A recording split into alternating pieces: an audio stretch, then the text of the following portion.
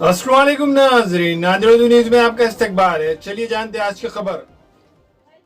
जमीयत उलमा अरशद मदनी ज़िला नांदेड़ के ज़ेर एहतिमाम दस्तूर बचाओ देश बचाओ के उन्वान पर एक अजीम शान जलसे आम शहर के पाकिज़ा फंक्शन हॉल में मुनक़्क़द हुआ, जिसमें जमीयत उलमा महाराष्ट्र के जनरल सेक्रेटरी मौलाना मोहम्मद हलीमुल्लाह क़ासमी ने जलसे में बरादरान वतन की शिरकत पर मसरत का इजहार किया और कहा कि यही जमहूरियत की सच्ची तस्वीर है।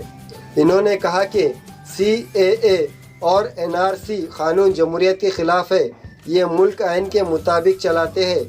इस मौके पर हिंदू, मुस्लिम, सिख, ईसाई और दलित समाज से ताल्लुक़ रखने वाले अफराद इस जलसे आम में मौजूद थे। जमीयत उलमा अरशद मदनी ज़िला नांदेड़ के तमाम ज़िम्मेदारान इस जलसे आम में मौजूद थे।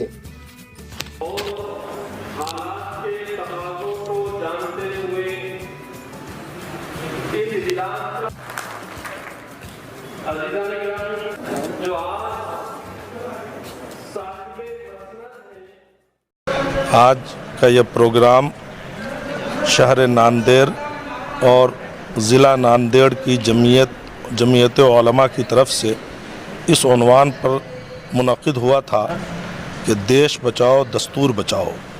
चूँकि मौजूदा हुकूमत ने CAA, NRC और NPR ये तीनों जो काले कानून लाए हैं, इन तीनों काले कानून के ख़िलाफ़ जमीयत उलमा आवाज़ बुलंद कर रही है। उसी आवाज़ बुलंद करने का एक हिस्सा आज का इजलास था और इसी इजलास से ये पैगाम पूरे हिंदुस्तानियों को, हर शहरी को, हर कम्युनिटी को, हर अक़लियती फ़र्द को और हर बाशिंदगान वतन को ये दिया गया है कि आप हमारी आवाज़ में आवाज़ मिलाइए, हम आपके साथ हैं, आप हमारे साथ आइए और इस काले कानून का खंडन कीजिए। ये है आज के इस इजलास का पैगाम। सारे एहतजाज हो रहे हैं पुरअमन तरीके से, आपको लगता है कि ये एहतजाज असर दिखाएंगे? देखिए, कभी भी किसी की मेहनत पे मायूस नहीं होना चाहिए। मेहनत यकीनन रंग लाती है। अगरचे वक्ती तौर पे महसूस हो रहा है कि गवर्नमेंट झुकने वाली नहीं है, लेकिन हमें नाउम्मीद नहीं होना है। हाँ, हुकूमत की तरफ से ये भी तयक़ुन दिया जा रहा है कि ये हिंदुस्तानी मुसलमानों के वास्ते नहीं है, ये हुआ या NRC। बेशक उनके कानून में ये लफ्ज़ नहीं है, मगर टारगेट वही है।